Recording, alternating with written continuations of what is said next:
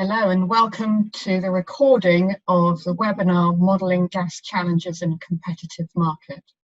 This webinar was held on the 30th of June, 11 AM UK time, 12 noon Croatian time. It's the introductory webinar prior to the leading international gas event in Southeast Europe, which is planned to take place on the 21st to the 23rd of October. We have a panel of speakers here.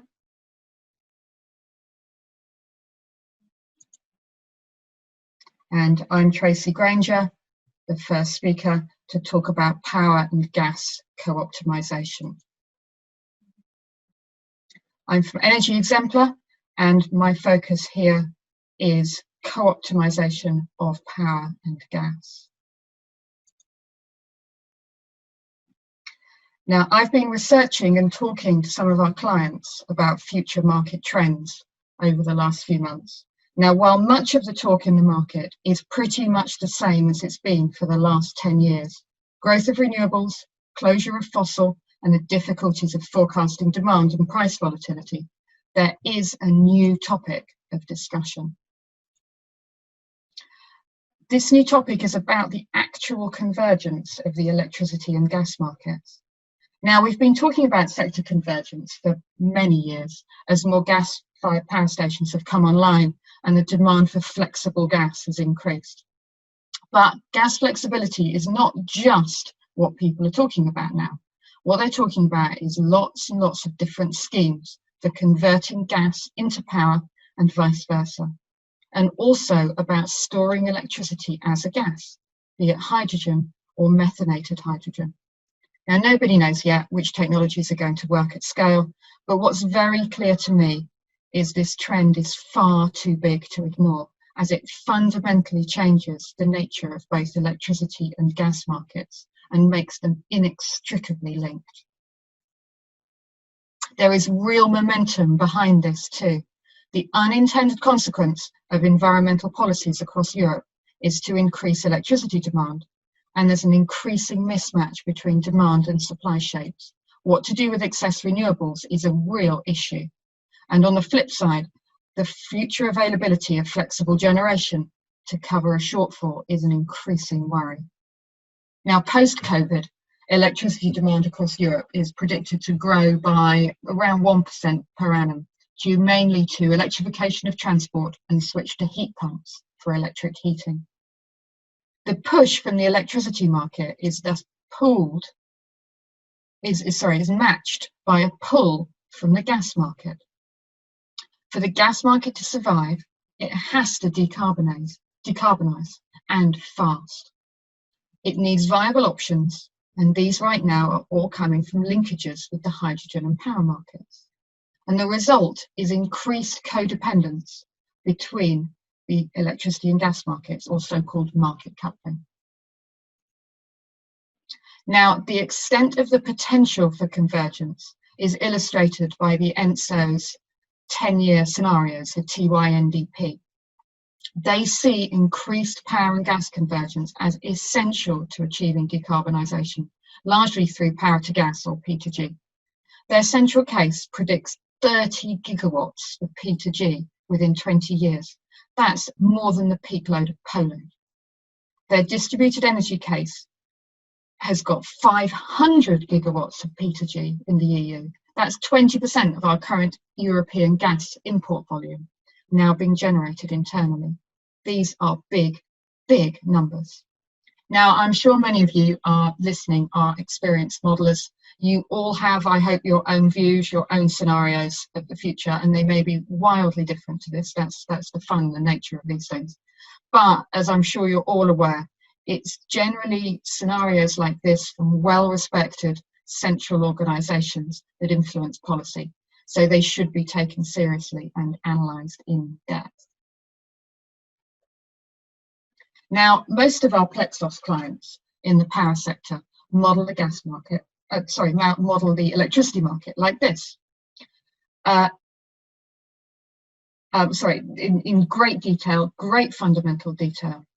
And they model the gas market like this. just a time series input of gas prices. It's an exogenous variable to their modelling.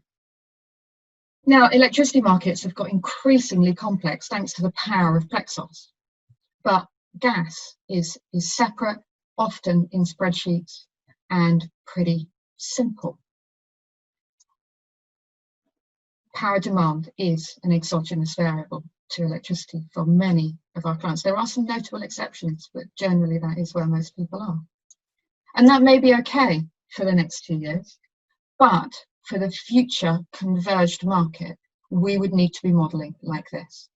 Equally detailed models of the power and the gas market, and the gas/hydrogen market, I should say, inextricably linked via P2G or P2X gas storage, looking at the linkages between the two. If we were modelling like this, genuinely across Europe, gas and power modelling teams would be merged. Longer-term electricity models would have gas markets as endogenous, not exogenous variables. And our clients would be talking about the complexities of electricity storage modelling, the relative merits of storing hydrogen versus methane, when it becomes economic to electrify synthetic methane, all these questions in detail. Most clients are not yet.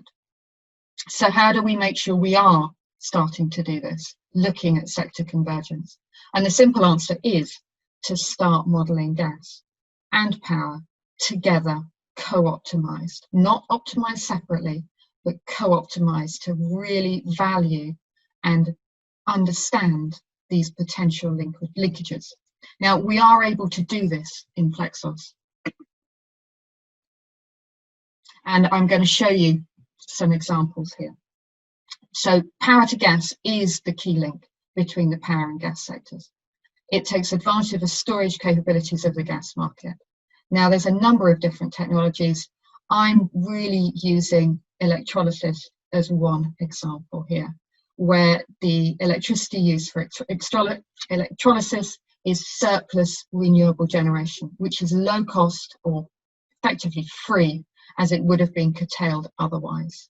And once you put that into the economics of electrolysis, the economics start becoming a lot more exciting. Because the hydrogen can then be stored and then methanated. So used when needed as a synthetic gas to generate electricity back in the market. And you can take it out at off-peak times, inject it back in at peak times. So the analysis we've done using PLEXOS fundamental models here show some analysis in line with the ENTSO-E scenarios. Now, some of the data is illustrative, but we have used PLEXOS to fully co-optimize the power and gas markets simultaneously in full fundamental detail at hourly granularity. So what you can see here is the P2G generation really starting to take off here as we get beyond about 2030. And in this scenario, if you start to plot emissions over the same time, you can really see how this can benefit the gas and, of course, the power markets by decarbonising. Because that hydrogen, low carbon hydrogen, is being used to good effect.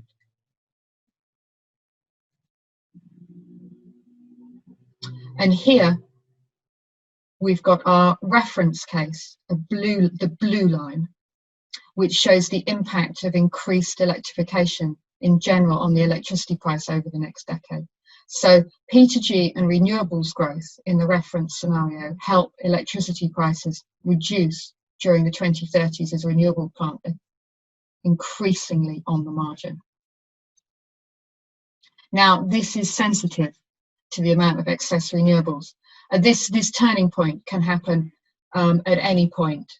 It depends on your assumptions, and it really shows the dance between the amount of power to gas, the amount of renewables in the market. It has a significant impact on prices. And we've run an additional sensitivity here where you've put more renewables into the system. So the red line exacerbates the effect. Higher prices in the first decade as power to gas utilisation increases, and then flips over to depressing electricity prices in the 2030s and beyond as renewables are more and more on the margin.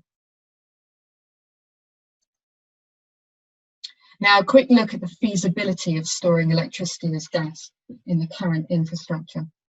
Now, first, transport. It is cheaper and more efficient to transport gas than power. For a similar capital cost, the BBL pipeline can transport 120 terawatt hours a year, compared to BritNed transporting just 8 terawatt hours, the same distance. And it's not only cost and efficiency.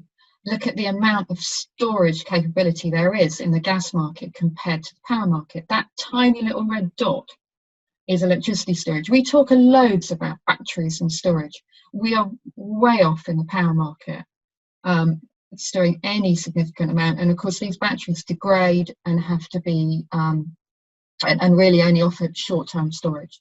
Whereas the gas market, I mean, it's huge. It's huge and it's underutilized, and it is there. I know there are issues about whether it can store hydrogen or methylated gas. There obviously are cost and conversion issues, but really the potential is huge. It's volume now. So what I'm going to leave you with is a potential vision of the future. As we've seen, there's a downward pressure on electricity prices from increased low marginal cost renewables, but prices will not drop to zero because electricity needs to be balanced. And so you need to curtail the renewables or use the renewables somewhere else. And of course, the obvious thing, as I've been talking about, is using a power to gas plant and store it as hydrogen. So in the longer term, the hydrogen conversion cost, so the price at which it's economic to convert power into hydrogen, could provide the floor price for electricity. Now, once that hydrogen is stored, it can be used in the hydrogen market, could use for industrial processes, or used back to fire gas-fired power stations. Who knows, maybe hydrogen-fired power stations, or convert methanate into synthetic gas and use it in gas-fired power stations.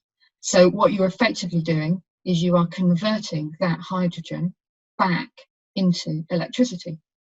You will generally do it at peak times. It's obviously going to cost more than it did to convert in the first place, so it'll cost you more, so you can inject it back at peak times. So you can see in the future, they could cap electricity prices. So you've got a conversion and storage cost, which is a hugely interesting arbitrage opportunity for traders going forwards. It's effectively a pump storage station or a battery with hydrogen as a storage engine. And given the size of the gas storage capacity, you can see it could be limitless, thus effectively solving the balancing and storage problem of electricity forever. This could be, the holy grail. The big challenge the electricity market has is storage. If you solve the storage problem, solve the balancing problem, then electricity prices do not need to be as volatile.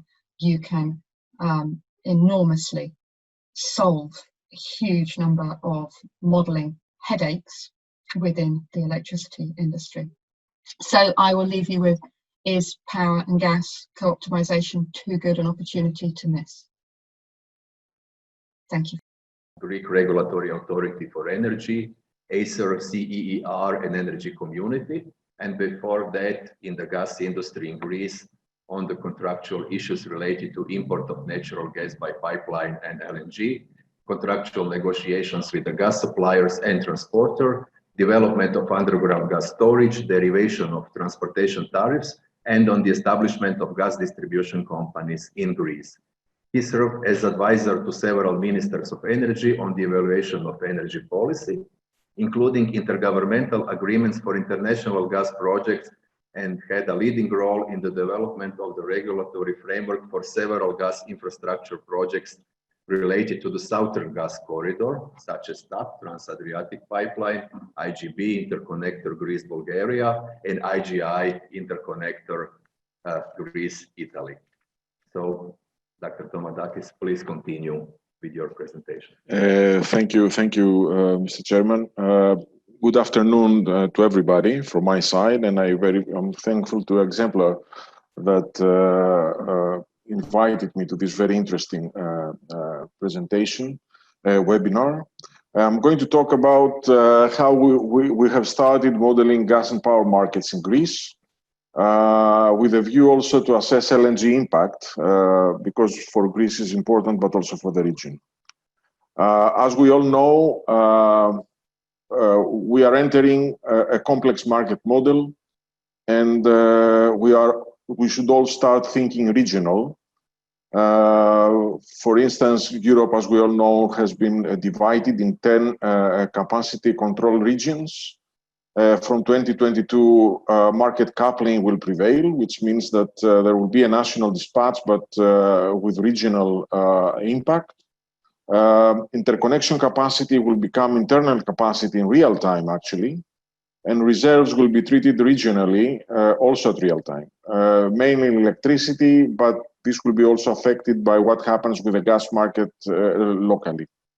Cross-border trade will intensify, and of course, due to the ongoing PCI process, we are going to have more interconnection capacity available in the future. So there is a need to handle things cross-border. TSOs and NRAs have to take decisions cross-border, and actually every national entity, being it market participant, producer, or consumer, will have to think and act also regionally. As we heard from Tracy earlier, sector coupling becomes increasingly important. This is a snapshot from the EC quarterly report of the last quarter of 2019. We see that in the decarbonization process, everything goes down, but the renewables and gas, which go up, as we see in the circle. So in the long run, gas will be a bridge fuel, of course, to support decarbonization. And I'm speaking about natural gas, but also other gases, as we heard earlier, and we're going to talk a little bit later on. Gas markets and infrastructure, especially in cases like, for instance, in Greece, where the electricity market is very shallow, gas markets infrastructure may also provide means to proxy hedging for market participants. So there is no doubt that power and gas markets need to be considered together.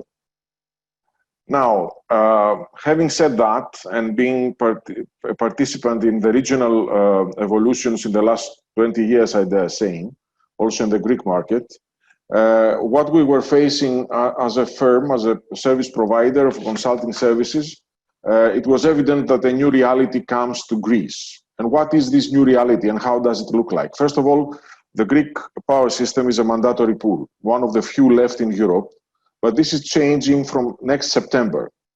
On top of that, we have 4.4 gigawatts of lignite, which is almost 35% of the installed capacity of the Greek power system, will be abandoned by 2028, the majority of which will come in 2023.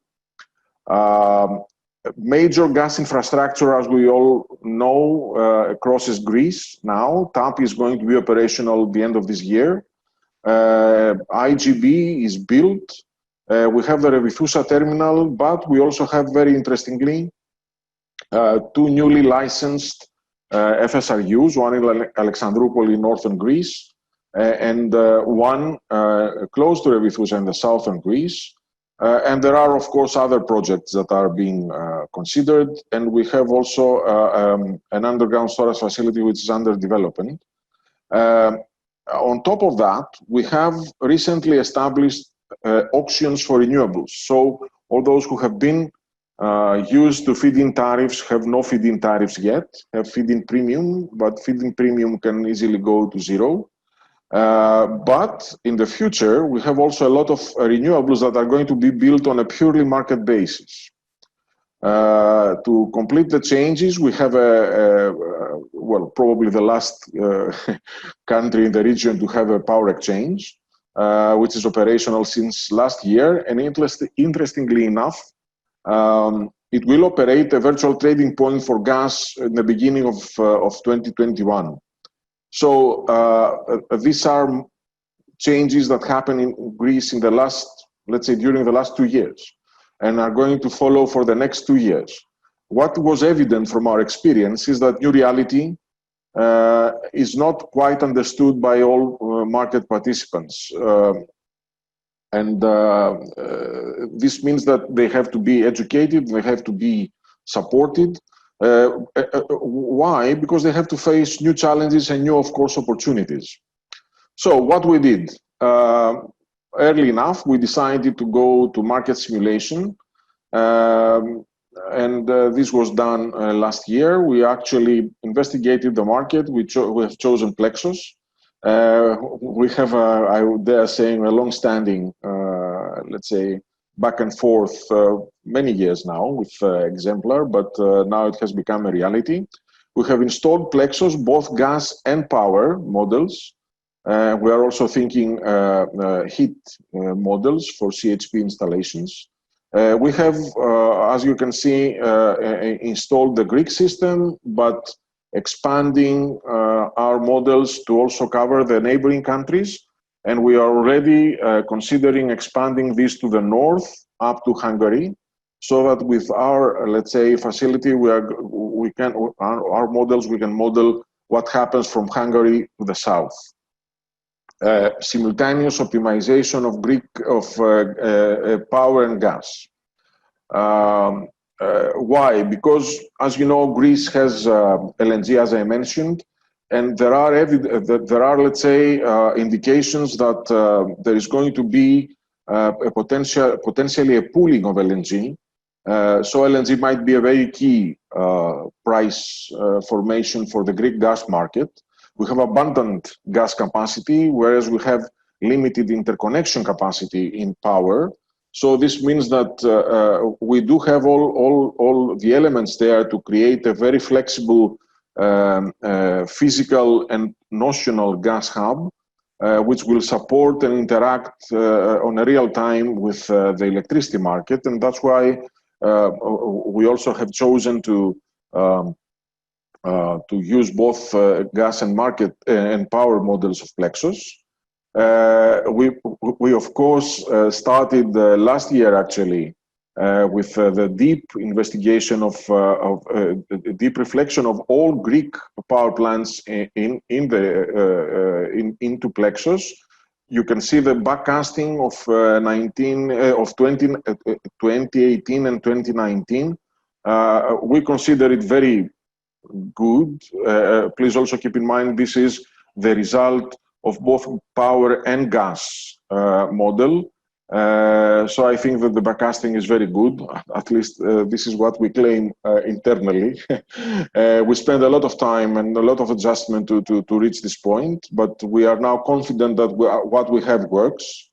And therefore we started a few months ago our simulations for the regional market, of course, for Greek participants. This is the evolution of what we see, the power prices we forecast for Greece, Bulgaria, and Italy. On the lower part, you can see the commissioning of new plants and decommissioning of old plants, and also the evolution of wind and photovoltaic. What is not strange, but what is very interesting, and I'll show you in the next slide also, is that the Greek market price seems to be more steady when compared to the Bulgarian and the Italian one. This is still under investigation with also other scenarios. Interestingly enough, from one point onward, with the assumption, of course, that Bulgaria will implement its obligations under CO2 emissions and all the related climate change policies, well, we are going to face somewhere in the next 5 years at the reverse of the flow, power flows to from Greece to Bulgaria, probably reflecting what Tracy mentioned earlier, that it is cheaper to use gas than to transport gas than electricity. And as I mentioned, Greece has an advantage over the neighboring countries with abundant import gas capacity, which is of course reflected also in the power market. And we use our model, of course, to estimate what is the clean spark spread of new CCGTs. Actually, this result you see here is from an exercise we performed for a potential CCGT owner in the Greek electricity market with 2 CCGTs. This is kind of exercise that you can perform if you have also a simulation both of power and gas. And of course, one of the things we do, we usually do, and this is a remark for everybody who deals with the markets, that you need to convince renewable participants that probably their income in the future will be based on LNG prices. Believe me, for those, it is striking for many people that are dealing with developing renewables that they will have to think on gas terms, especially in cases like Greece, but I'm quite sure that this will happen also, for instance, in Croatia, when LNG will enter the energy mix. They tend to have a difficulty in realizing that, but they also have, when you prove it to them, they can understand that, and they are seeking for more. And last but not least, one of the things we do, and this is the other exercise we are performing for a project right now, is a cost-benefit analysis for one of the new LNG terminals in Greece. You see on the left-hand side the backcasting of the simulated gas inflows and outflows from Greece for last year. And on the right-hand side, you can see what happens if you change if you assume different scenarios for gas prices, especially LNG, and how the right-hand side picture is how the S&P of the power market is affected due to various gas prices, and how this can be used then to simulate, to calculate the cost-benefit analysis indicators of the Entergy methodology. And of course, another element, if you do it simultaneously, is that you can design the hedging strategy of traders or large consumers. You can show them the way to mitigate the risk or to calculate the risk by the stochastic analysis you can perform with PLEXOS. What would be for them the best hedging scenario, and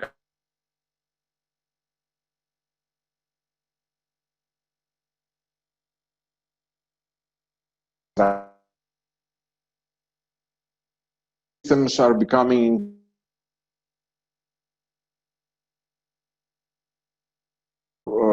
for market participants even more difficult, increasingly difficult to understand, but they have still to take decisions at the level of minutes, which are impacted by what happens in the neighboring countries.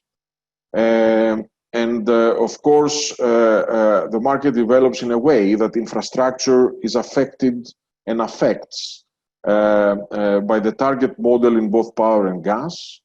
In an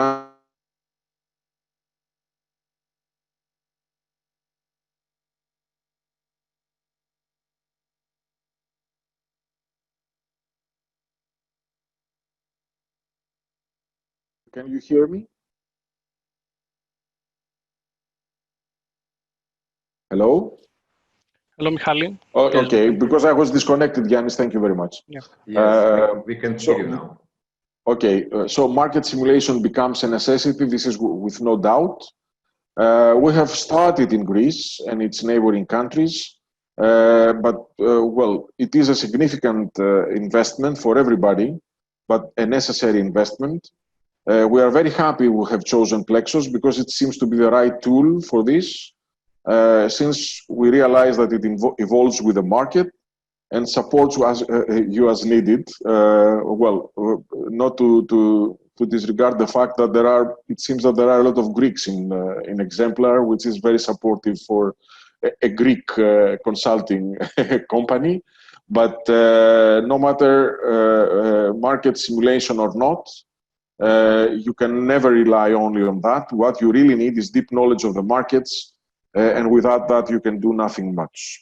Thank you very much, and I will be delighted to respond to questions that may be raised. Thank you very much, Dr. Tomadakis. So for this interesting presentation, despite a few short problems with the connection, nevertheless, just information for our attendees, these presentations will also be distributed to you via email. So you will also be able to receive them that way. So I believe it's a time for our next poll question.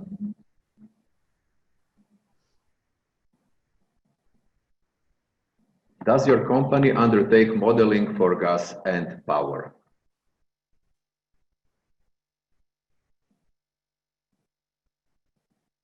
We'll give you a minute or less.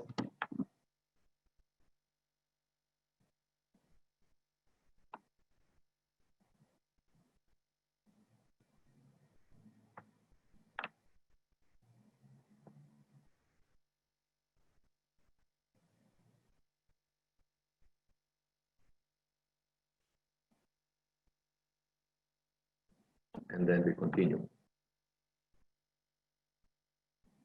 So let's say overall almost the same share as related to the last question. Okay, so now we will move to the, let's say, next element of the gas chain, and that is gas storage, optimization, and uncertainty by Ioannis Christodoulou, Senior Energy Market Analyst for Energy Exemplar. I hope that you can hear me. Yeah, I can hear. Yeah? So thank you very much. First of all, thank you very much, David, for having me here, and I hope to enjoy my presentation as I enjoyed the previous one. So the structure of this presentation is to discuss about what is uncertainty on a co-optimization problem. I will mention two different approaches that we can handle uncertainty in PLEXOS. So Monte Carlo simulation and stochastic optimization. And I will present also a case study where I'm using the two approaches to study uncertainty on a gas system and more specifically on a gas storage. So what are the main differences between a single optimization approach and a co-optimization? So the main difference is between between the two approaches based on the way that the problem is formulated and solved. So on a single system approach, the software has two separate models, and each of them has different system techno-economic characteristics. These characteristics formulate and set the boundaries into two different objective functions, which results, of course, in two different solutions without having interaction between the two systems. And that means that we are losing information about supply constraints, transportation constraints, and other gas constraints, and other constraints from the gas system. On the other hand, we have the co-optimization, where the coupling equation describing the interconnection between the two networks are solved at the same time. And that means now that we have one single problem where the objective function on in our case, a cost minimization or profit maximization, what we want is bounded from the constraints of both systems. Very briefly, our system has a cost minimization objective function where we minimize all the costs, but now we are considering information regarding supply, transportation, and other critical information. So as Tracy very well presented previously, one advantage of the co-optimization is that it enables us, it gives us the capability to better assess the economic characteristics of the different technologies, like for example, power to gas, as you mentioned, or gas storage or other technologies, in order to find the optimal technology on a single holistic approach, where so all the constraints and specifications are captured. However, another important aspect that we need to consider of this problem is not only to assess the techno-economics of the different options, but also to identify the risk and the uncertainty that is associated with these options, and what is the best policy, the best action that can be followed in order to mitigate the risk or generally to make a better decision making. So long story short, what does this mean? That means that from all the possible decisions we can make on an uncertain environment and from all the potential outcomes from the uncertainties, what is the most optimal, the best decision that meet our expectations in terms of risk tolerance, for example, or in terms of cost or profit.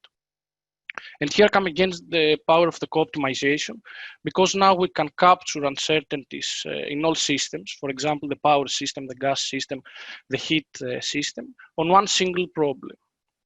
So how can we assess these uncertainties and better understand the risk, for example, for the gas system? So in PLEXOS, we have three different approaches to cope with uncertainty. First, we have a scenario analysis. So with scenario analysis, we can easily test different values or assumptions, and we can assess new policies, for example, or regulations, in order to create sensitivities and give some deterministic values. On a Monte Carlo simulation, the Monte Carlo simulation mostly refers on the process where we rely on repeated random sampling. So in order to take some numerical values, some numerical results. The underlying concept here is that we are using some randomness to solve a problem that it might be deterministic in principle. And last is the stochastic optimization. So this is a more advanced way to solve a problem that includes uncertainty. And the stochastic optimization problem and approaches are often characterized by the fact that the decision maker needs to take some actions considering some uncertainty, but without having a perfect foresight on, for example, what's going to happen in the future. And that means that the stochastic optimization is considering all the potential outcomes from the sample distributions we have created. But in that case, we answer a question. So we answer a question, which is the best policy, which is the best action that needs to be taken in terms of profit maximization or cost minimization or risk mitigation, for example. So shortly, it can answer a question. That's the main point. And this is a powerful approach for a decision-making perspective, because now we can not only just observe the deterministic values that we normally are doing with Monte Carlo simulation, but we are solving, considering the samples, to find the least regret policy. So without having a perfect foresight that the Monte Carlo simulation is giving us. The stochastic optimization in PLEXOS can be extended further, so on one stage, two stages, three stages, or multiple stages, so we can have a multi-stage stochastic optimization, as we refer to it. So let's talk more about how we deal in PLEXOS with stochasticity and stochastic drivers, and how we can implement Monte Carlo simulation and stochastic optimization approaches. So as I described earlier, a Monte Carlo simulation refers to the process where we focused on repeated random sampling to take some values for some uncertain inputs of our system. These uncertainties can be for the power module, for example, load growth or load shapes, fuels, emissions, as Tracy described, or for the gas module, uncertainty on the gas supply, random events, variable production cost, and other uncertainties. So in PLEXOS, all the properties can take an uncertainty, and we can apply a deviation to create an error on the distribution. I don't want to go more deep on this because we will spend more time, but generally the underlying concept here is that we use randomness to solve a problem that might be deterministic in principle. So let's consider a very simple example, a simple problem where we generate new samples and we create a deviation on the distribution of some specific variables, like, for example, how sunny is the weather, or how much the wind is blowing, and what is the price of natural gas, for example. So here we have sample one, and represents the first sample of the Monte Carlo simulation. As we can see on sample one, we have a windy February, a sunny April, etc.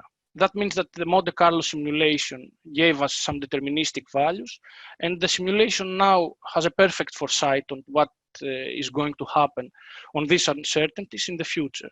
So the problem is solved given that we have a perfect foresight and we can find the optimal policy for the decision variable that we are interested, follow that values that we took from the Monte Carlo simulation, as we can see here. So for example, here we are focusing on the withdrawals. And we can see that we have an individual problem that gives individual solutions for the different samples. The same is happening for sample 2, sample N, etc.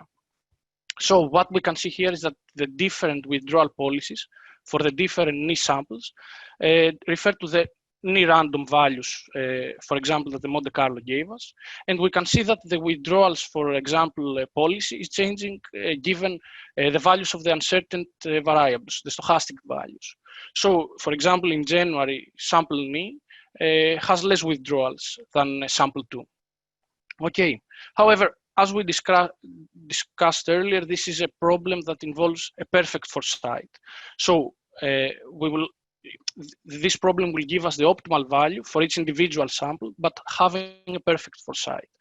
And this is a good approach to handle uncertainty in studies where the underlying concept is to use a randomness to solve a problem that, again, might this problem be deterministic in nature, in principle.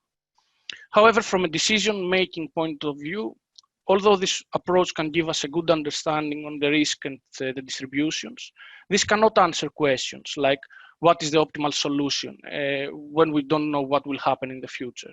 And so, for example, in that case, what will happen, for example, if we choose to follow the policy that sample 1 is giving us as the optimal one, but in reality, the uncertain events from sample 2, for example, happens. And the answer is that we will have unrealistic results. So as we can see on this slide, this is what in reality will happen in such a case. So we choose to follow the withdrawal policy from sample 1, but finally the uncertainties from sample 2 happen. And then the results of the problem, of course, are inaccurate. So we will have withdrawals and injections when it's not necessary, as we can see here. And of course, this will affect the cost and the profit. Of course, how we solve the problem, if it's a cost minimization or a profit maximization. And now it comes the power of the stochastic optimization to answer these problems. So here we can see the power of the stochastic optimization. So in that case, as we can see on the top of the image, we have a problem that seeks to find the optimal solution for the individual samples. So we have individual samples and we are trying to find the optimal solution for every individual sample. Okay. But in case of the stochastic optimization, as we can see from a mathematical point of view, we have a problem that seeks to find the optimal solution for the sample 1, the sample 2, and N by having a single decision variable. So we are keeping the decision variable the same on the different on the solution of the problem, and solved as one to find the most cost optimal or profit optimal solution for this problem, as we can see here. And we have one withdrawal policy. That means that the stochastic optimization will give us the one policy for the decision variable we have selected, and in that case is the withdrawal policy, that will be the optimal one, considering that we don't have a perfect foresight. So what generally means this, that it guarantees that if we compare the results from the combination we did previously between the different policies, this one, with the result from the stochastic optimization, then the stochastic optimization will be almost always the optimal one, the optimal policy. So before I jump to the study, let me briefly describe what is PLEXOS for those that are not familiar with the tool. So PLEXOS is an object-oriented software in which the user can formulate a mathematical problem by the use of the objects. So by drag and dropping objects in the interface and by creating a visual representation of the system topology, as we can see in the picture, the user is creating an optimization problem, and now is capable to solve the problem according to the preference. So if it's a cost minimization and profit maximization, or according to the risk tolerance of the different users. With PLEXOS gas module and or the power one if it's integrated. We can conduct different studies, different type of studies and different granularities. We can have different granularities, so we can run from minute or sub-minute interval simulation steps, or to 20 or 30 or more years. And we can conduct studies like related to short-term modeling, and where we can capture all the detailed system characteristics, to long-term studies like cost-benefit analysis, optimal investments, storage optimization, or contract optimization. And we can create climate stress analysis or flow analysis, many different uses. And we have also a variety of clients, from TSOs to gas storage operators to traders, etc. And the case that I will present can have similar applications for different problems like contract optimal policy or security of supply if it's a TSO, etc. So on the study we're presenting now, in this case, we are studying a simplified system with some supply sources. So we have two gas fields, one gas storage, and two different demands. One demand is a user-defined demand and refers to the commercial, industrial, or heat demand. And the other one is an internally calculated from PLEXOS demand that refers to the gas demand for power generation. And here comes the co-optimization. So this is a co-optimization study. Both demands can be affected from the stochastic drivers that we have included in the model, and this will affect, of course, the operation of the gas storage and the system generally. So in that case, what are these drivers? So for example, for these drivers, we have wind rating.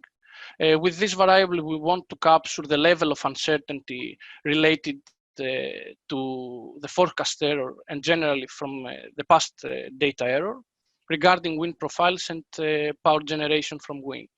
Then we have fuel variation. Here we want to capture the price volatility of the natural gas and the price fluctuation of this commodity.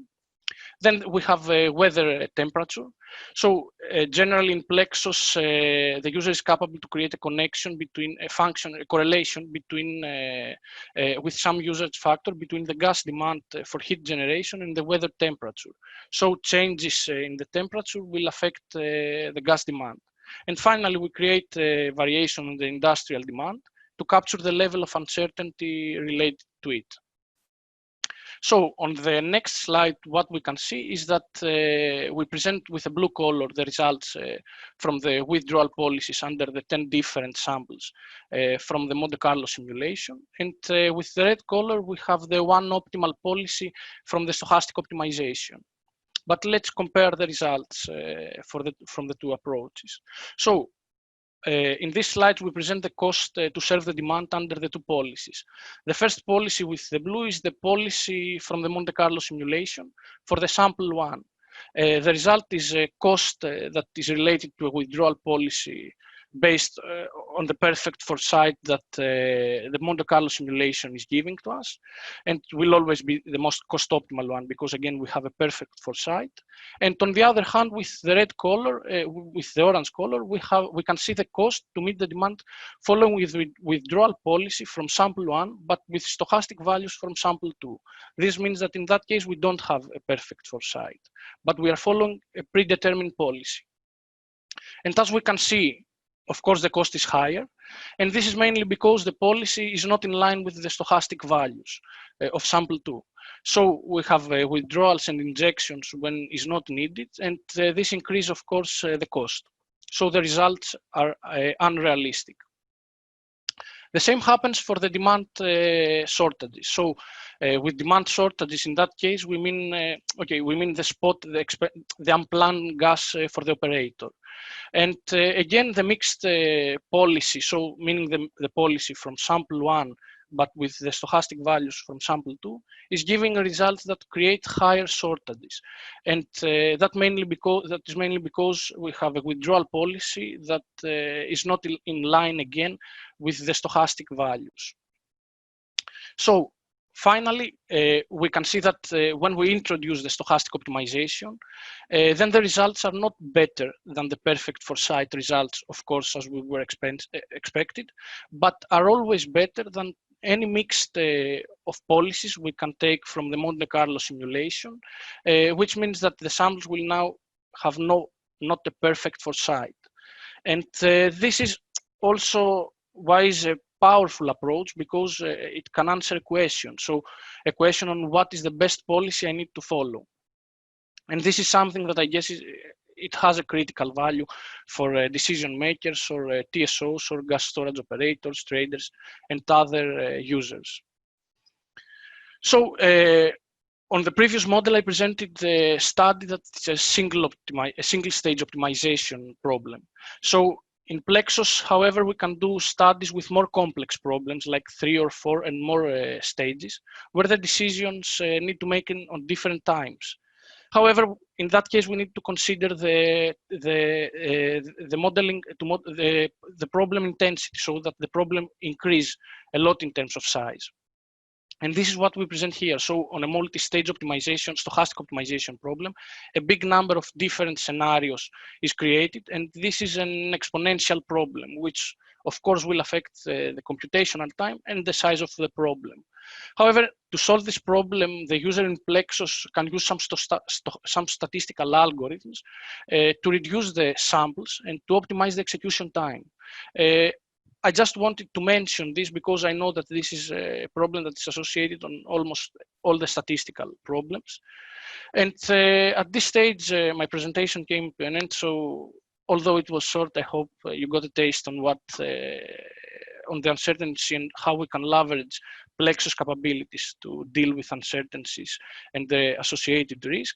And thank you for your attention, and for any inquiries that you may have, you can send a message on the attached email addresses. So thank you very much. Thank you very much, Ioannis. So Ioannis is just a few information about him, specialized in the gas modeling, optimization, and stochastic modeling, as you could see from the presentation. And from previous working experience, Ioannis gained significant exposure on the crude oil distribution and maritime supply chain modeling as well. So we are coming to our last poll question. So for all of you that are watching us online. And the question is, do you think your organization would benefit from a modeling platform for the future? So also let's use this minute for me to remind you that you can all now also pose your questions to our panelists, either in Q&A box or in, if you do not have it, in the regular message box for the Q&A session, which we'll have at the end of this webinar.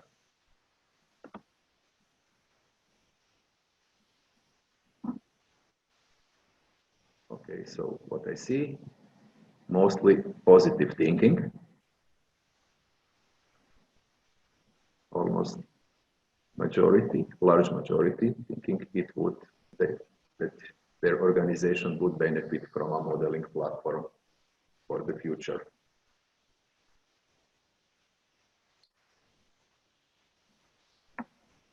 Okay, thank you very much.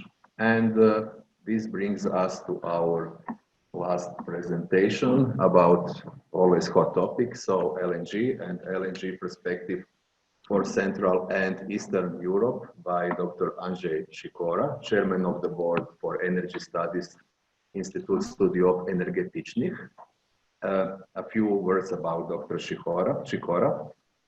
He obtained high positions in banking sector and in food industry before moving to energy sector. And in 2002, he joined PECA and Orlen, where he was responsible for overall optimization of the company's production assets and managed refining optimization of the Plock refinery. He actively participated in a number of corporate strategic projects, including those crucial for regional consolidation, by providing strategic advisory for potential investor, including due diligence, valuation, price negotiations, and project management. Starting from 2005, he leads the Energy Studies Institute, and as CEO, he took part in several mergers and acquisitions and restructuring projects. Just to name one, for instance, acquisition of gas transmission operators in Central Europe for Polish TSO. He was an assistant professor at University of Science and Technology in Krakow Faculty of Drilling, Oil and Gas, and currently he's a lecturer of Finance and Management of Energy, Oil and Gas course at Warsaw School of Economics and University of Science and Technology of Krakow. Mr. Sikora is also a regular speaker in the European Parliament and United Nations Economic Commission for Europe. So after this long introduction from my side, I give the floor to Dr. Sikora. Thank you very much indeed, Davor. It is my honor, pleasure to be with you. Thank you very much for this introduction and this warm welcome.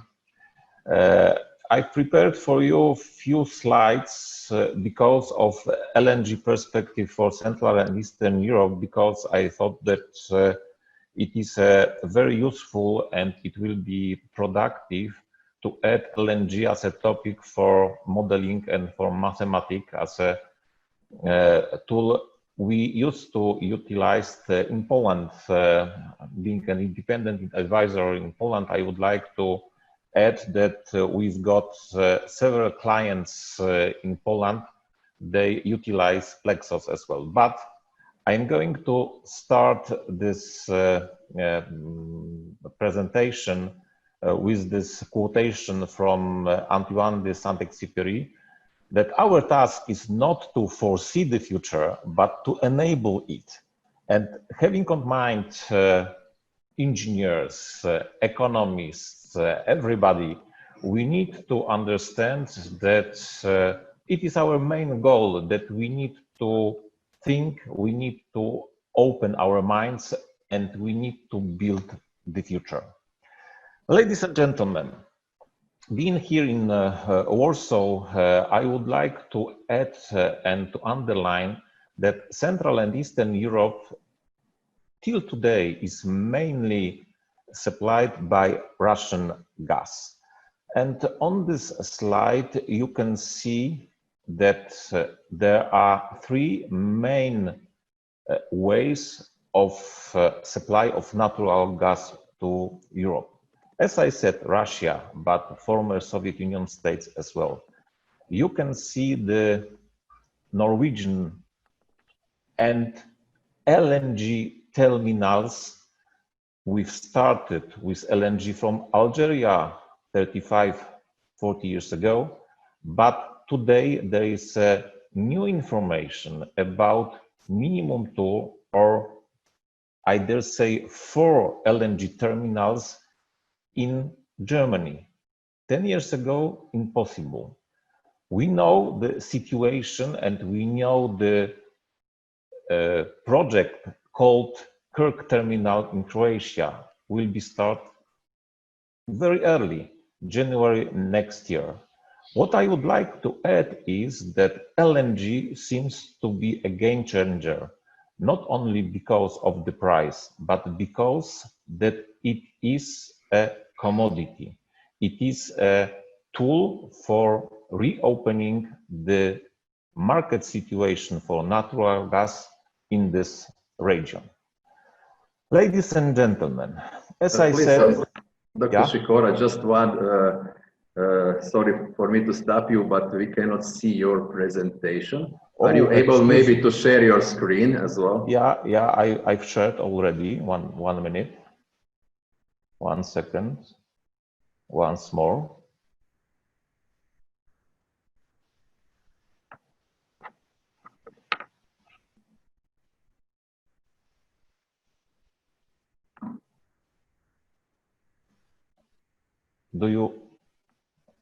Have you got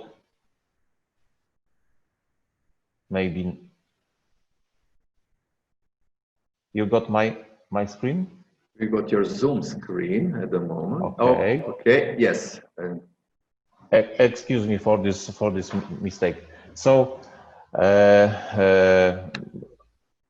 I will switch to this slide when I told you about this flow from Russia, from Norwegian and LNG. And I've mentioned about those 4 terminals in Germany. Minimum 2, I said they will be built very early. And I said about LNG terminal in Croatia as well. So LNG perspective for Central and Eastern Europe.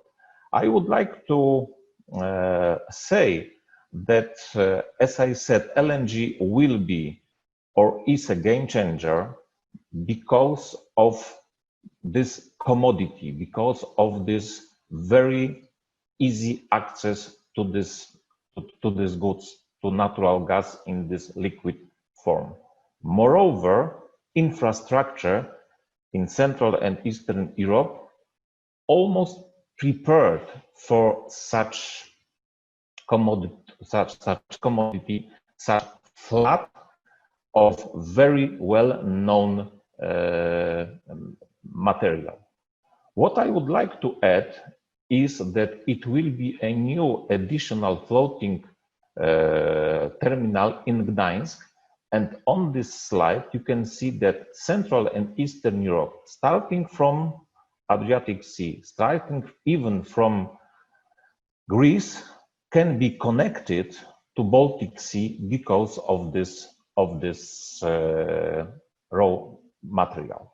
Having on mind Croatia, having on mind few states very well connected today to the Russian gas, we can see not only Austria, not only Slovakia, Czechia, etc., but few other countries we can supply LNG, not only American LNG, but I need to add that the next supplier of LNG in this region seems to be as well Russia. We can see that this raw material will be a very useful and a very good raw material, not only for chemistry as today, for fertilizers, but also for hydrogen production and also for electricity, as my colleagues said before. What I would like to underline is that the position we could see a few minutes ago, it means this modeling and the possibility of modeling not only electricity market, but together gas market will be a very good possibility for end users and for customers. Having on mind LNG, we need to understand that today in Europe, we've got the situation, not only in Europe, worldwide, the situation with oversupply with this good, because not only of pandemic, not only because of the problem we've got with economy, but as well because of shale revolution we are benefit from, let's say, early of this decade. And the situation with this oversupply means that there is a nice potential to have this raw material, this LNG in Europe cheaper. Of course, there is a problem with exploitation today. There is a problem because around 125, 130 cargos from the States this summer will be shut in, but we need to understand that 10 years ago, there were no LNG in Central and Eastern Europe. And today we are kind of beneficiary. We are kind of very good client, increasing client for such possibilities we've got because of LNG production in Russia, in Australia, and in Qatar as well. Moreover, today we've got the situation where the price for LNG is the lowest in history. From my history, I do remember the situation when I could buy Russian gas in pipe below $70 per 1,000 cubic meters, the situation we've got today as well. But don't forget that this situation and this oversupply and the production because of shale, it is the situation which will be longer for us. So we can utilize this and we can understand that the situation with this raw material as a bridge for electricity, as a bridge for new generation, as a bridge for hydrogen production, it is a possibility we in Central and Eastern Europe need to utilize as well. When I am touching this topic called prices, I've got this information from ICIS, from Standard & Poor's Global, and you can see that the situation with this price seems to be stable the last 3-4 months, and there are expectations that we will have this flat and low price situation during next minimum 1-2 years. So this is a very good period to create, to sign contracts for longer period of time. We need to understand that the situation in Europe is changing because of climate. We've got Europe warmer. We need to understand that we are better supply, and as I said, not only from the United States, but Russia as well seems to be 4th, 5th supplier of LNG for Europe. I am underlining this because in my opinion, from my perspective, it will be a situation where we will have LNG as a commodity and possible spot transaction, not only between, but among clients, end users and sellers on the market. The situation with prices on crude oil showed that it could be negative situation as well. What I would like to underline is that such situation with negative prices we could observe in Europe a few times. Here I am showing this situation from 2006, where a pipeline was opened for commercial import from Norway. So what I would like to add is that we are somehow prepared in Europe not only for this positive, but for negative scenarios as well. And last sentence is because of this clean energy and green Europe.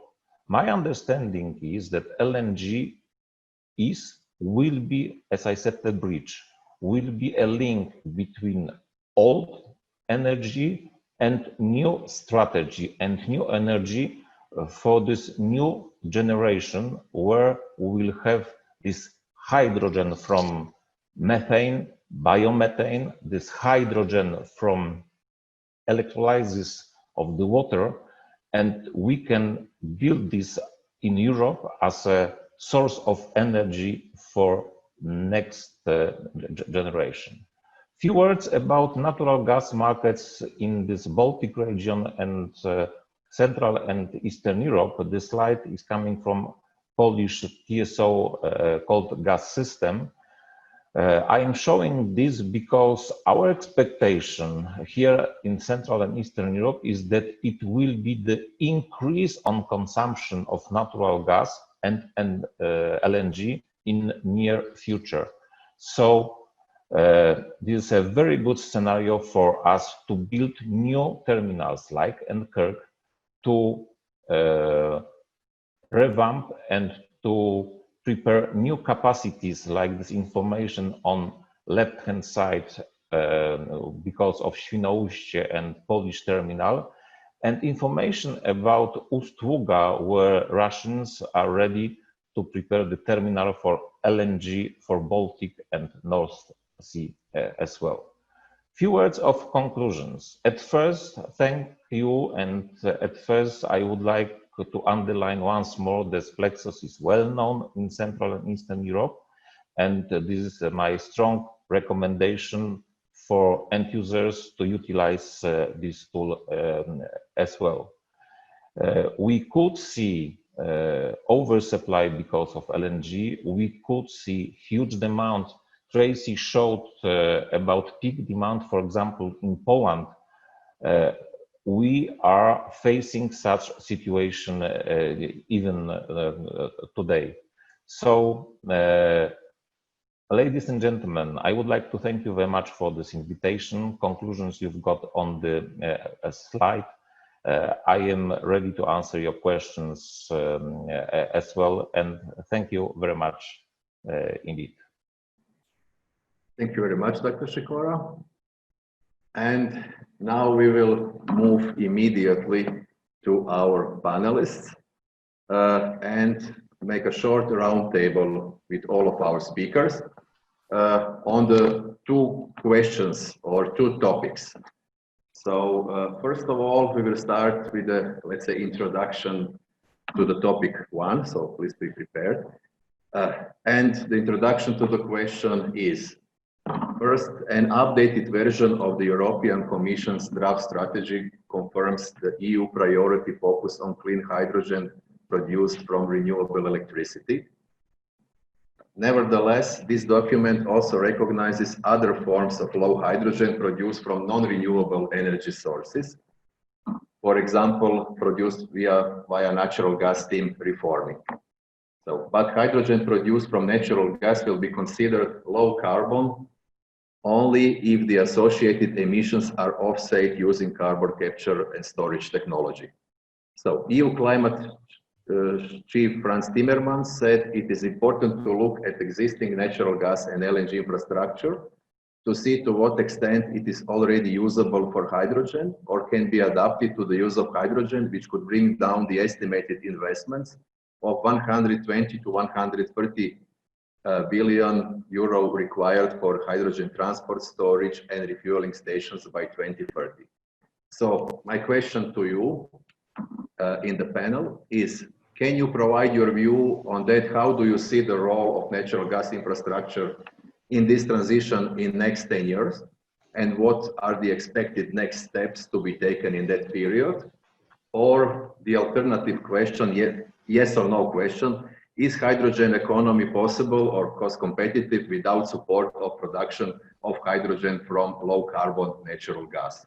So maybe Dr. Sikora, we can start with you if possible. So the answer for the second question is today simple. It means no, because today we don't have efficient technology for hydrogen, both hydrogen from reforming hydrogen from electrolysis seems to be expensive.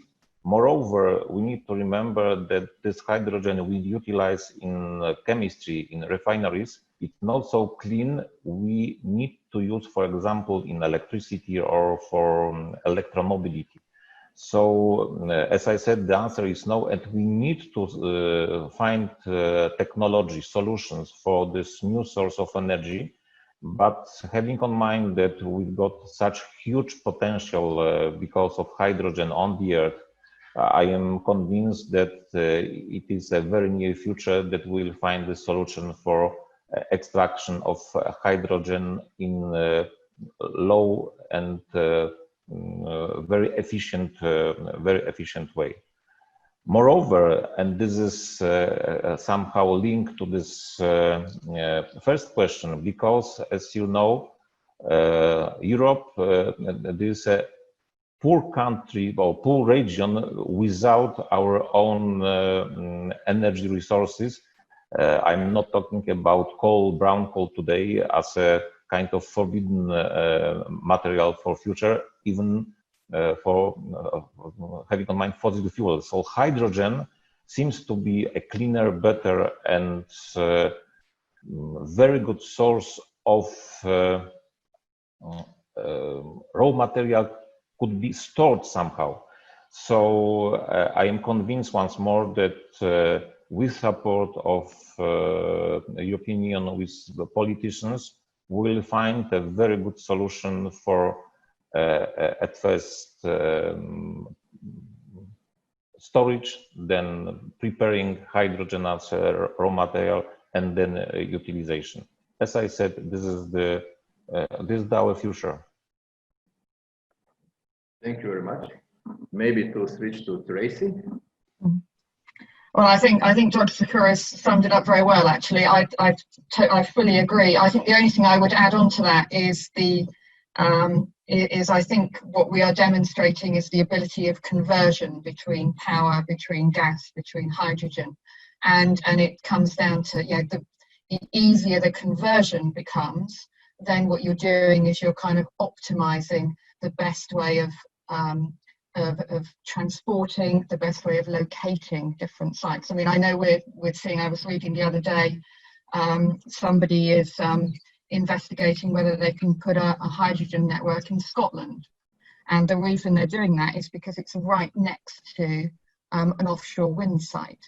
So at that point, they can set up a very small hydrogen infrastructure and use the surplus renewables generation. And then, of course, at that point, they then have the choice of whether they then transport it as hydrogen or perhaps transport it or methanate it and transport it as natural gas.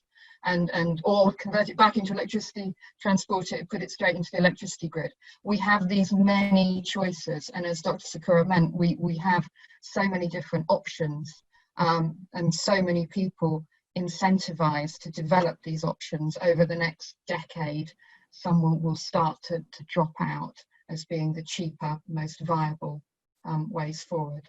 So I think, yeah, I think we all have a common aim, which is the decarbonisation and also particularly in the post-COVID world, I suspect will be even more cost-focused. So with those aims, I think we will drive this forward. Thank you very much. I would like to add that in the United States, for example, they've got on the Gulf 800 kilometers of hydrogen pipelines connecting refineries there.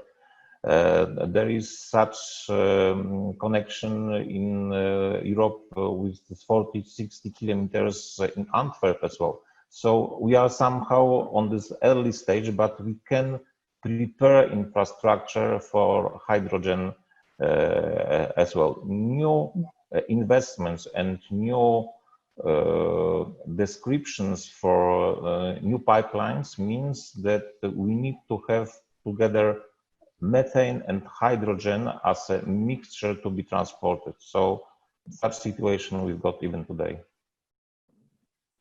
Thank you very much.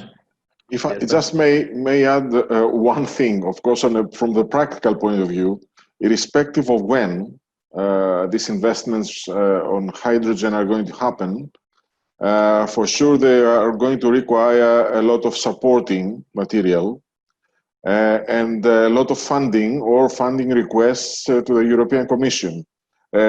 Just from the practical point of view, a lot of cost-benefit analysis is lying ahead, which means that a lot of market simulation will be required, which is good for consultants and PLEXOS. Okay, so it's just a practical approach to this.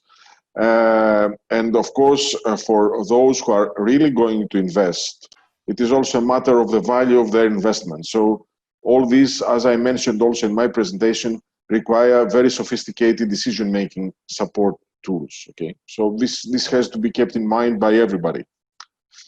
Thank you. Thank you very much. And John, would you like to add the final word to this, or? Thank you, Diego. No, I think I have been covered, but if we consider it, yes, from a cost perspective, if I remember correctly, we need around, to operate an electrolysis plant, power to gas plant, we need around 60,000 kilowatt hours just to generate a terajoule of hydrogen. So that means that from a cost point of view, this is not feasible. This economically is not feasible. And this is where it comes again, as Michalis said, that the importance of the good planning. So we need to take the curtailed energy in order to produce. It's not feasible to produce from the grid, from the power from the grid. Okay, thank you very much.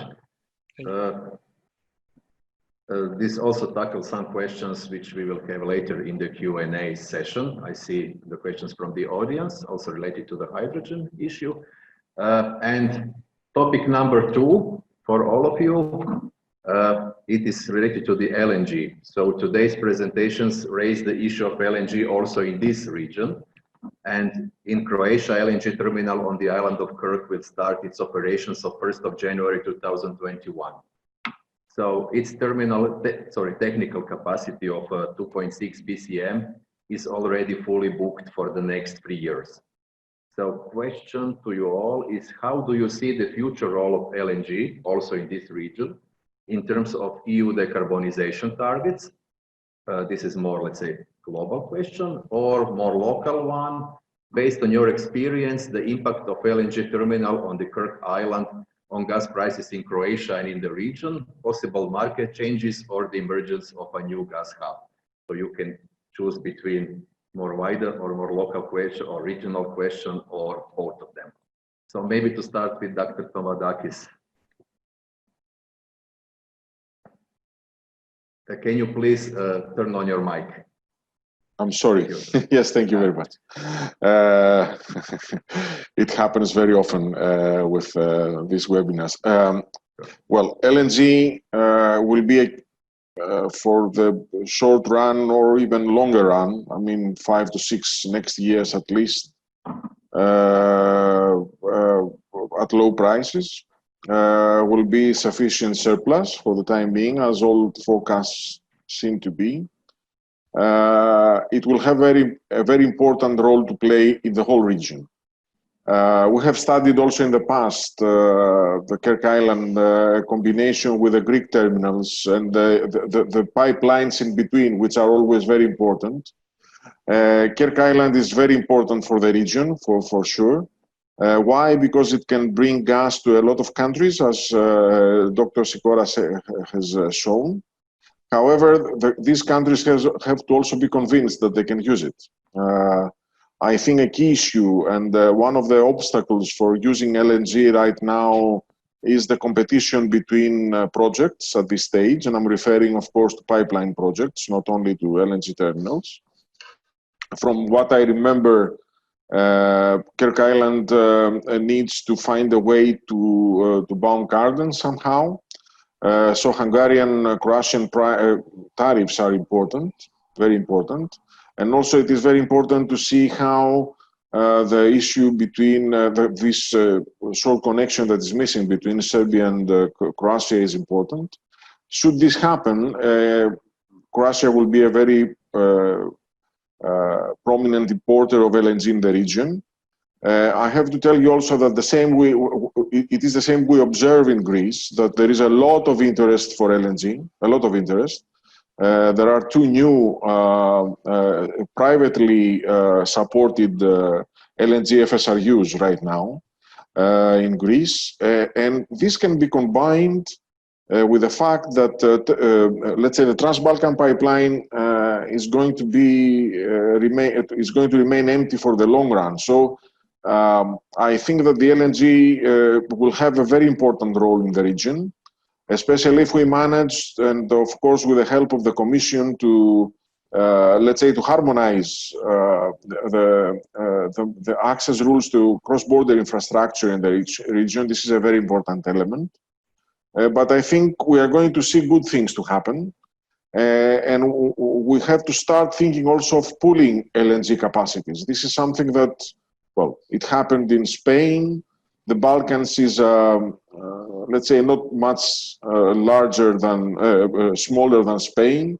So we can use the examples from elsewhere. So access to the LNG terminal rules is a very important element too. In combination, I think that LNG will play a very important role in the region, especially when combined with open market approaches from all countries in the region. Okay, so, but this remains to be seen in the future. All elements are there for this to work. Thank you. Thank you. Thank you. Dr. Sikora, maybe you can provide us your view. Yeah, Dr. Tomadakis said about almost always. What I would like to add is always when we've got commodity and when we've got oversupply and when we've got low prices, there's a very good situation for the market. So this is the first thing. The second thing we've got is that we've got a proper infrastructure right now, and we are talking about a minimum 10 countries, and we are talking about minimum 80 billion cubic meter of consumption per year, which will be increasing in this region as well. So this is the second factor. Third factor is that we are very close to the old infrastructure. We are very close to Russian supply, etc. It means that it will be a possibility to agree low prices as a kind of arbitrage between those two elements. And last situation, last sentence is that I haven't mentioned about swap possibilities. It means when somebody has got additional commodity, additional LNG in the tanker, then we can see possible swap transaction with those who has got pipes and natural gas in the pipes. I'm sure and convinced that we are opening new possibilities in this region, for sure. Game changer, as I said. Thank you. If somebody from the panel would like to add some additional thoughts to that, Tracy? I saw you were very good. Yeah, just no, I think a lot has been said already. I think it is interesting that adding the LNG angle basically turns us from a turns us from a local problem. We're no longer a regional problem. It's actually a global problem. Well, I should say problem opportunity that we're now dealing with. That arbitrage is then global, and in fact we do have some clients who use work in the gas side of things, who are now modelling LNG as basically looking at the potential for putting LNG anywhere in the world. They're looking to see where is the optimal location to basically bring your ship into, and that is adds that extra complexity and interest, and of course influences price, availability, and as you say, strengthens our position in negotiations with Russia as well. So I see it as quite an exciting opportunity going forward. We've just got to get the capacity and the infrastructure right to make sure we can actually deliver it in practice. But again, if the prices are right, the infrastructure will then follow. If you build it, it will come. Thank you very much. Okay, we will move now to after this warm up to the Q&A session and to questions from our audience, and maybe Tracy to continue and to ask you first with you. And this is a question again related. I will combine now two questions into one. And this is first one, is natural gas infrastructure compatible with hydrogen transportation and storage? And the second one would be related to this. What about the cost of hydrogen pipelines and storages? So yeah, I'll start on that because I think they were related to mine, and they are very good questions, and I think we've kind of touched on the answers already in this panel discussion. And yes, I mean they do have a big influence on where the things are going to be located in the future and impact on price. In the analysis that I showed, what we did was, and in fact I will also answer the first question at the same time when I answer this about the macroeconomic assumptions. What we actually did in the analysis was used PLEXOS's internal long-term capacity optimization capability, where we did put in what were public domain cost of capital and cost and operational characteristics of individual types of plants. So in this case, I was particularly looking at power to gas. So power to gas, but also other options, other flexible options of generation and other things, and put those in and press the button, and it did come out with an optimal forecast of what infrastructure and which and what capacity would be developed. I will caveat though by saying that we did limit it and simplify it to make sure that we kept roughly in line with the ENTSO-E forecast assumptions with our scenario. We didn't do it on a pure economic basis going forward, and we also probably overly simplified the cost of infrastructure going forward, simply because we don't really have the information. The model was far more capable than we actually had the data. But hopefully that kind of gives you a bit of a flavour of what we did. We put in some estimated costs, which hopefully will come down, will change, will develop going forward. It was a rough estimate. Thank you very much. This also is the answer on the question of macroeconomic assumptions. Yes. Received from the audience. Would anybody else of you would like to add something to this? Maybe I would like to add that today in Europe, the infrastructure is not prepared for hydrogen transportation. It means that there are many of us, we are taking part in groups at seminars because we need to solve several problems. For example, in the United States, they've got underground gas storage, gas storage in salt mines as a possible scenario for hydrogen storages. In Europe, we are facing this problem as well, having on mind for example, infrastructure seems to be old one, so we need to change and rebuild the infrastructure for hydrogen. 10–15% of new pipelines, natural gas pipelines, are prepared for the mixture 10–20% of hydrogen and 90–80% of natural gas. So somehow it's compatible, but we need to understand the situation that we need to prepare infrastructure for hydrogen as well. Thank you.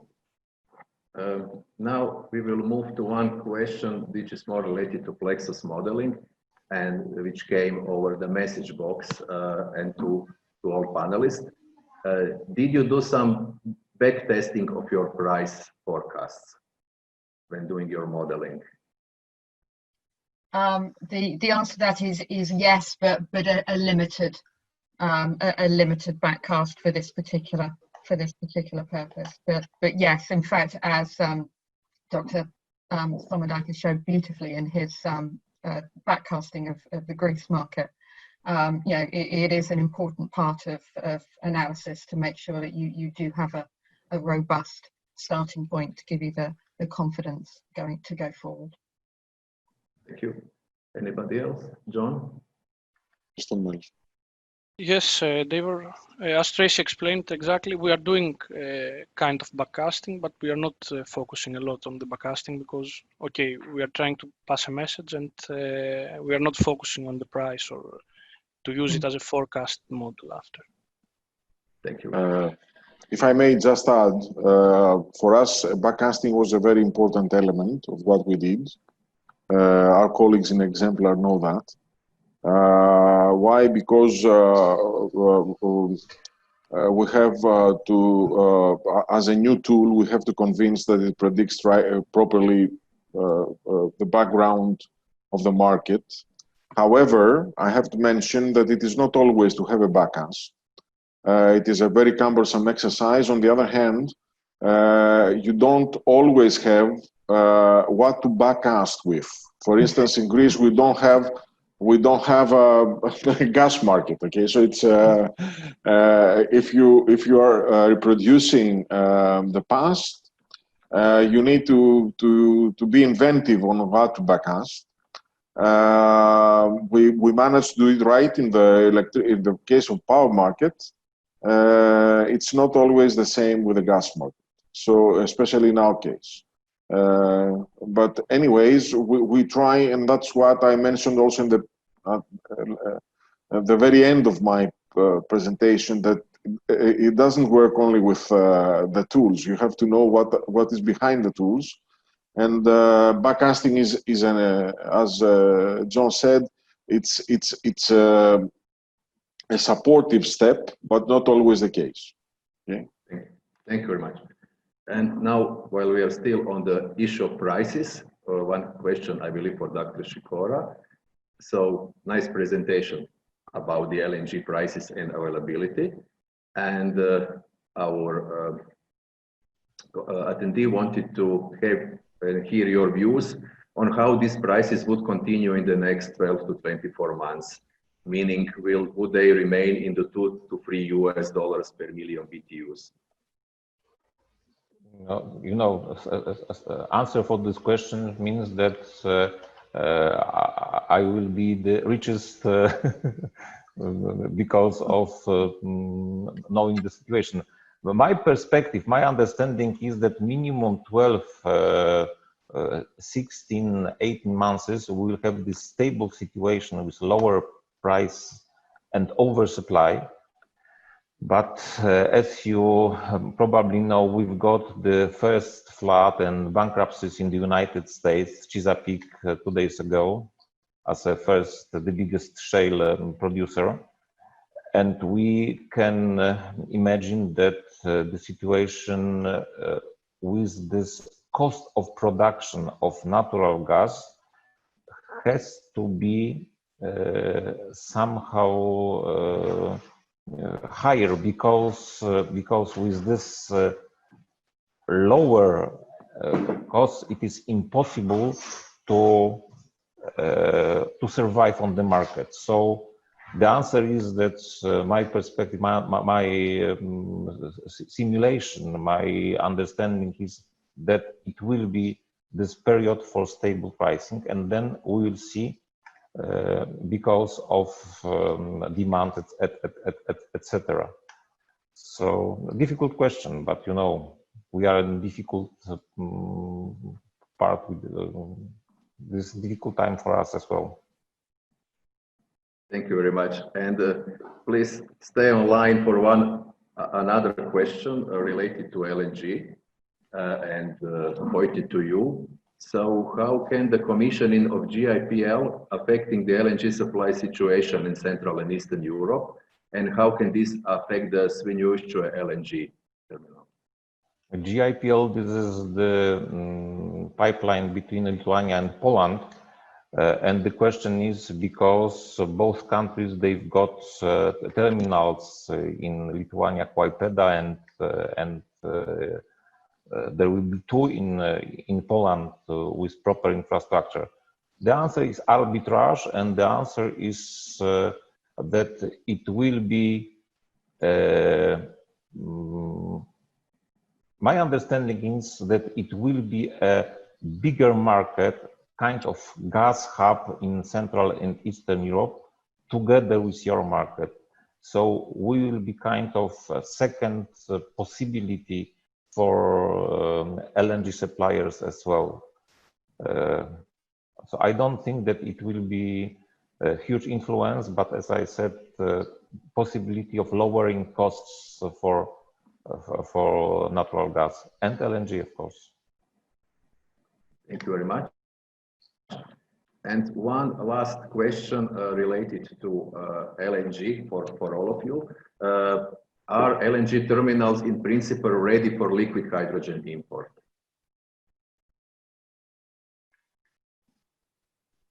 My understanding is that no.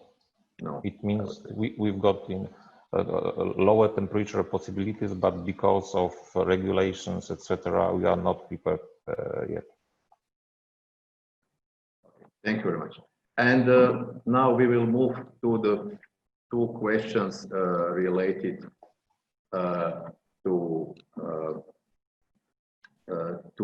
let's say modeling, and this is does PLEXOS do pipeline optimization as well?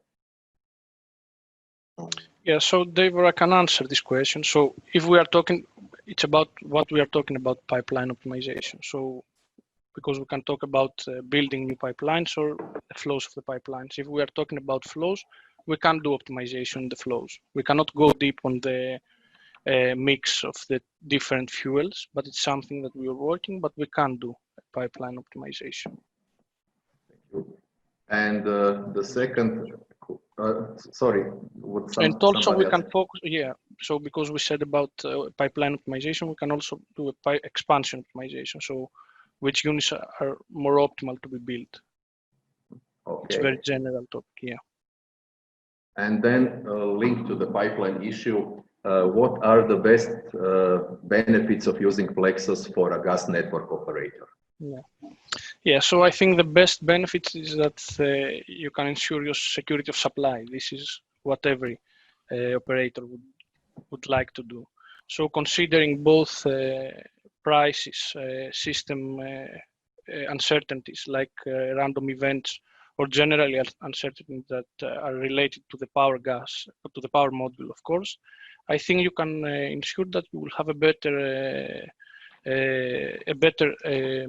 security of supply for your system. Thank you very much. And of course, this is a solution of an optimization. So it comes from, you will have the optimal solution. So it's a mathematical problem that's solved behind. If I may add, though, okay, sorry, again, from the practical point of view, the best use of PLEXOS for a TSO is that he can perform all the cost-benefit analysis that the regulator wants to approve the investments he proposes to the regulator. So I think this will be a key element for the future. Okay, there is nothing in European regulation that does not require a cost-benefit analysis, and NSOG methodology requires modeling. So it's an NSOE, of course. So you cannot do it without PLEXOS. As simple as that. Nothing will be approved unless you do that. Thank you, Mihaly, for adding. Anything else? Tracy, would you like to add something, or the topic is covered? How to say? No, I think we've covered it pretty well. I mean, as I say, you know, you've got the two directions of security of supply, and also your both in the short term, medium term, and also long term, looking at your investment planning.